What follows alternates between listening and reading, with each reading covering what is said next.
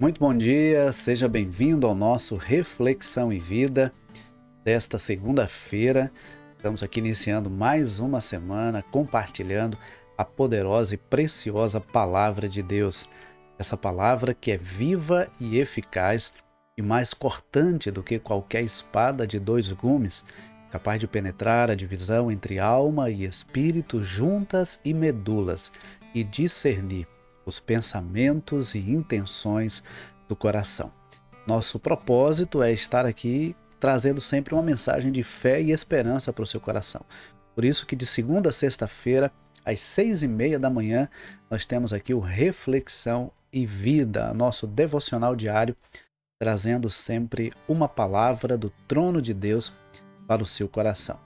Seja muito bem-vindo, você que está aqui pela primeira vez, ou de repente você que até já esteve aqui outras vezes, mas andava sumido.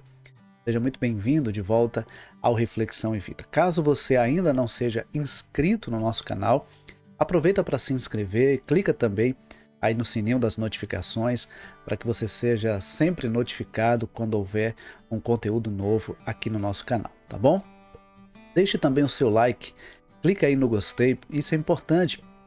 Quando você clica aí no like, o YouTube entende que esse conteúdo é um conteúdo relevante e por isso o torna visível a mais pessoas. Então não esquece de clicar aí no like. Clica logo para você não esquecer, porque às vezes a gente não vou deixar para clicar no final e depois a gente acaba esquecendo. Então já clica logo aí no gostei, dá aí o gostei da confiança, mostrando que você realmente crê que Deus falará ao seu coração nesta manhã e já deixa registrado aí o seu gostei. Aproveita também para compartilhar esse link agora aí nas suas redes sociais. Você pode compartilhar aí no status do seu WhatsApp, você pode compartilhar aí nos grupos que você participa e você pode enviar para pelo menos aí uns 5 a 10 contatos no privado, convidando também essas pessoas para ouvir a palavra do Senhor nesta manhã. Eu creio que esse início de semana, essa segunda-feira, será grandemente abençoado pelo Senhor. E você não pode, então, deixar de abençoar outras vidas compartilhando também a palavra de Deus, tá bom? Vamos, então, para a nossa reflexão de hoje. Nós estamos estudando o Evangelho de Marcos e hoje nós vamos ler o capítulo 2, os versículos de 1 a 12. Marcos, capítulo de número 2, versículos de 1 a 12, ok? A palavra do Senhor nos diz assim: Alguns dias depois, Jesus entrou outra vez em Cafarnaum e souberam que ele estava em casa. E muitas pessoas reuniram-se ali a ponto de não haver lugar nem mesmo diante da porta. E ele lhes anunciava a palavra. Então chegaram alguns homens trazendo um paralítico carregado por 4 deles.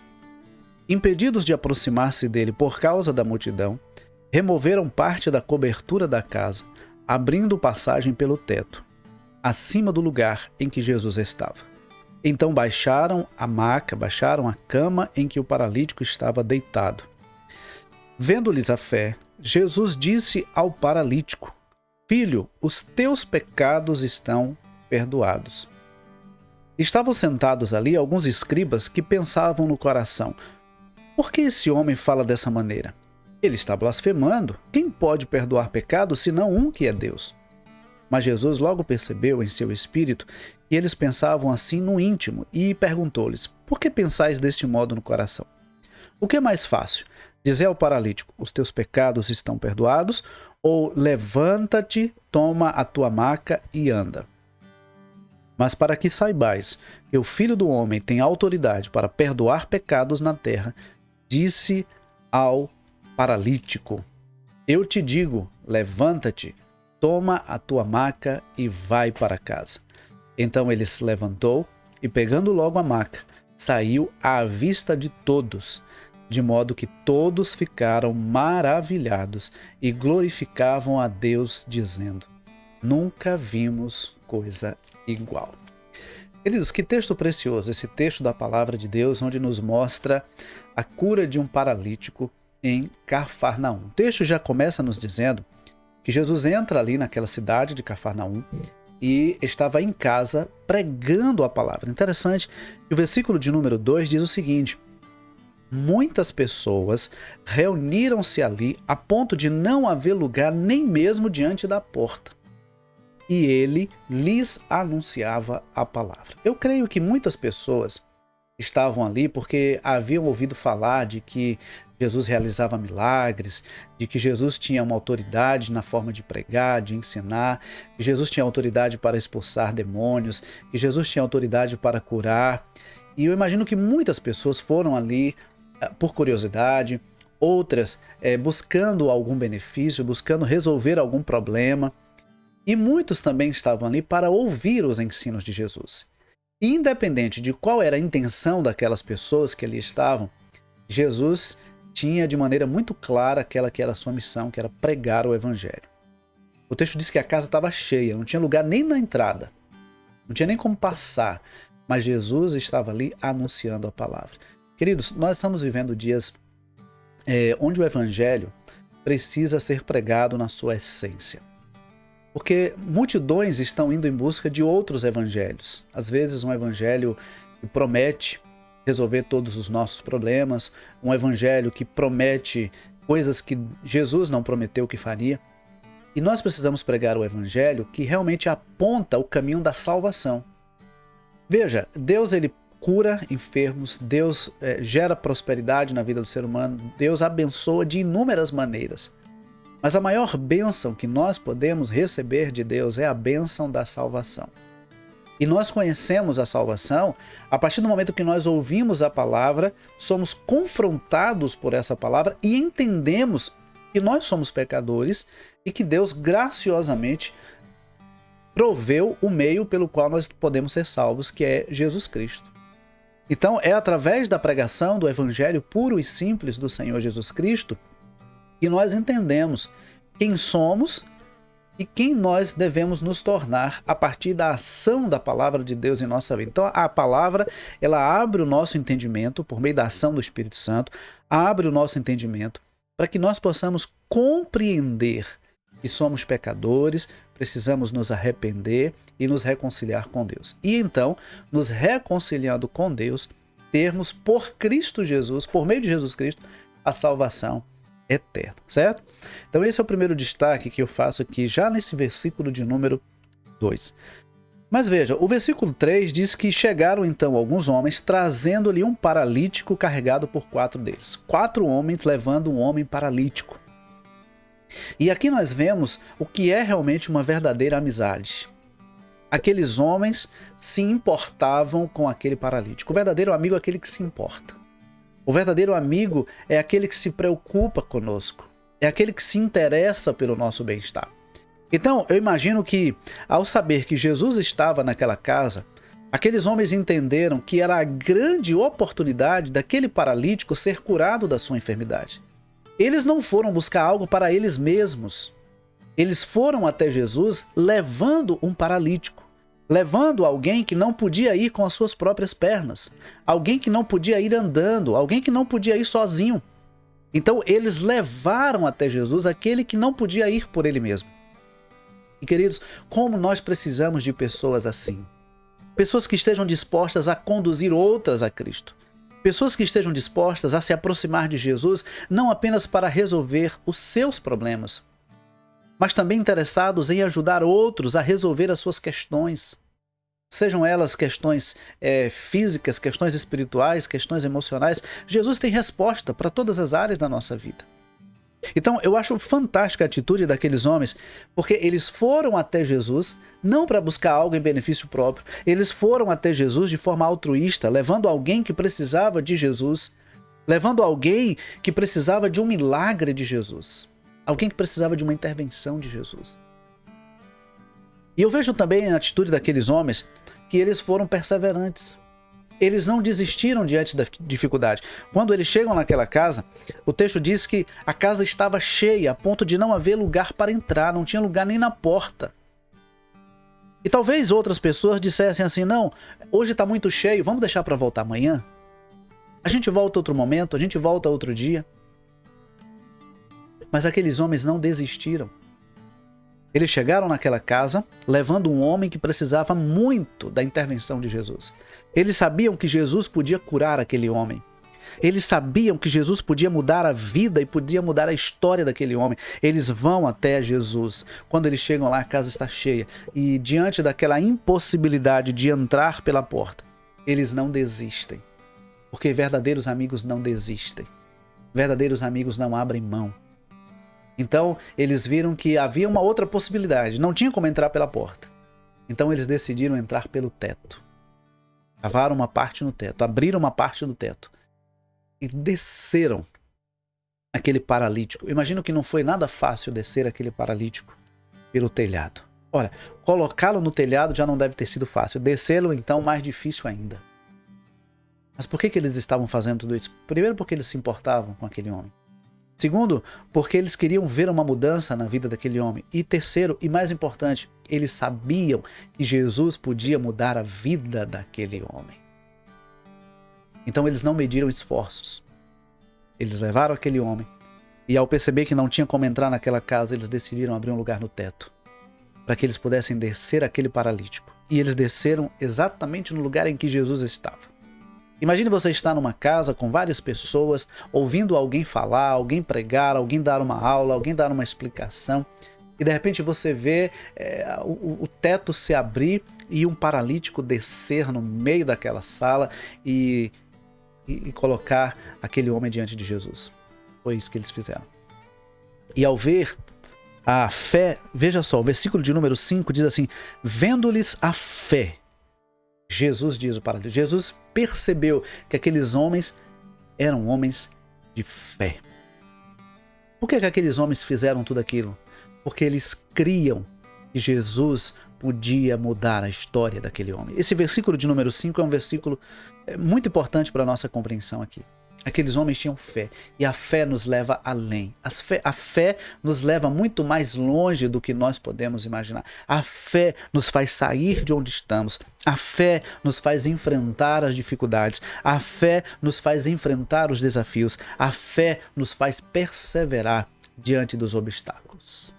Por entendermos que Deus pode fazer aquilo que nós não podemos fazer.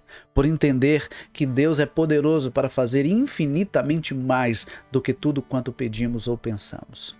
Então, Jesus viu a fé daqueles homens.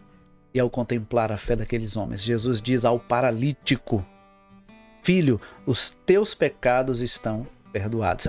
Aí agora essa afirmação de Jesus talvez tenha jogado um banho de água fria na fé daqueles homens. Talvez tenha jogado um banho de água fria na fé daqueles homens, tanto do paralítico como dos 4 amigos que levaram. Porque veja, eles foram lá na expectativa de que Jesus curasse aquele homem.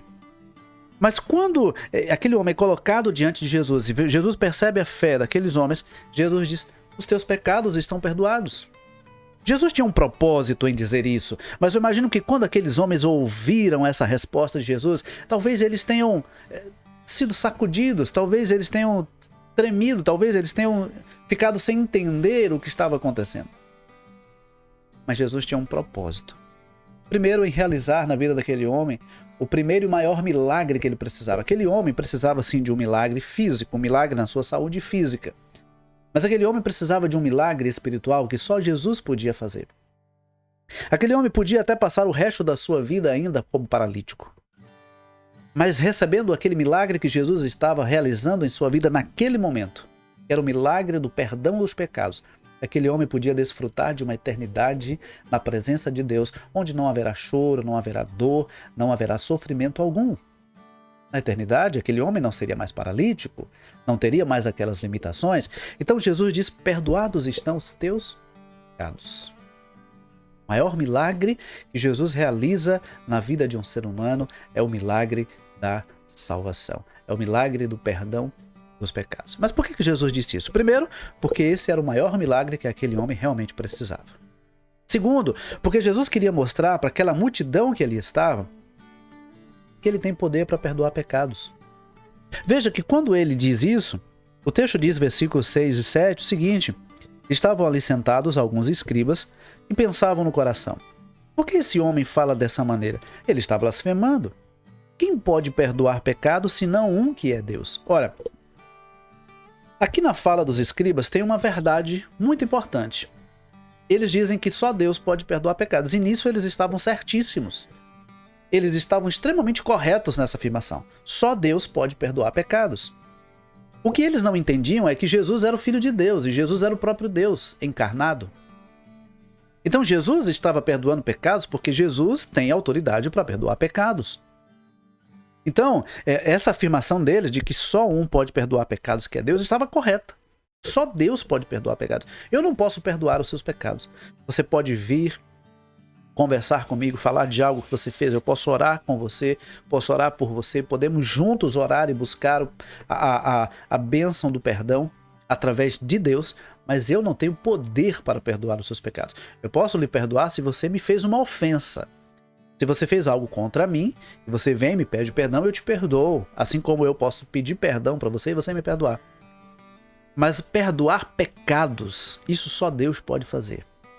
E o que aqueles escribas falam é verdade. Porém, o que eles ainda não haviam entendido é que Jesus era o Messias, prometido por Deus. Jesus era o Filho de Deus. E ele tem sim poder para perdoar pecados. Então, Jesus realiza na vida daquele homem o perdão dos pecados. Os escribas ficam sem entender e Jesus então se dirige para eles o seguinte, versículo 8. Mas Jesus logo percebeu em seu espírito que eles pensavam assim no íntimo e perguntou-lhes: por que pensais desse modo no coração? E aí ele diz no versículo 9, o que é mais fácil? Dizer ao paralítico, os teus pecados estão perdoados, ou levanta, toma a tua maca e anda? Ora, se não fosse de fato filho de Deus e uma outra pessoa dissesse perdoados estão os teus pecados, isso não exigiria nenhuma comprovação desse perdão.